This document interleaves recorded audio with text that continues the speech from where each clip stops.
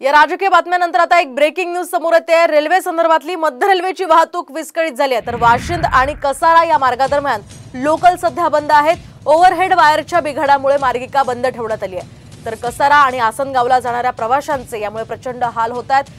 खरं तर आज रविवार आहे, मात्र तरी सुद्धा या परिसरामध्ये लोकलने जाणाऱ्यांची संख्या मोठी असते आणि त्या सगळ्या प्रवाशांना आता याचा फटका बसलेला आहे। आज खरं तर मुसळधार पाऊस कोसळतोय आणि या मुसळधार पावसाचा फटका पुन्हा एकदा लोकलला बसलेला आहे।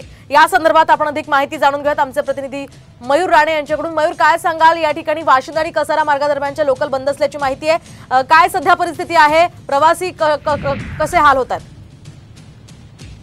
पाहायला गेलं तर रात्रीपासूनच मुसळधार पाऊस आहे, तो सर्वीकडे ठाणा असेल किंवा नवी मुंबई असेल किंवा मुंबई असेल ते पडत आहे। मात्र वाशिंद आणि कसारा दरम्यान लोकल सेवा आहे ती सकाळपासून ठप्प झालेली पाहायला मिळत आहे। वाशिंद ते कसारा दरम्यान जी ओव्हरहेड वायर असते त्या वायरीचं नुकसान झालं आहे। वायर आहे ती मार्गिक वायरीमुळे नुकसान झालं आहे। मात्र पाहायला गेलं तर थोड्या अंतरावर लोकल जो ट्रॅक आहे त्याच्यावर झाड पडलेल्याची देखील घटना घडली आहे।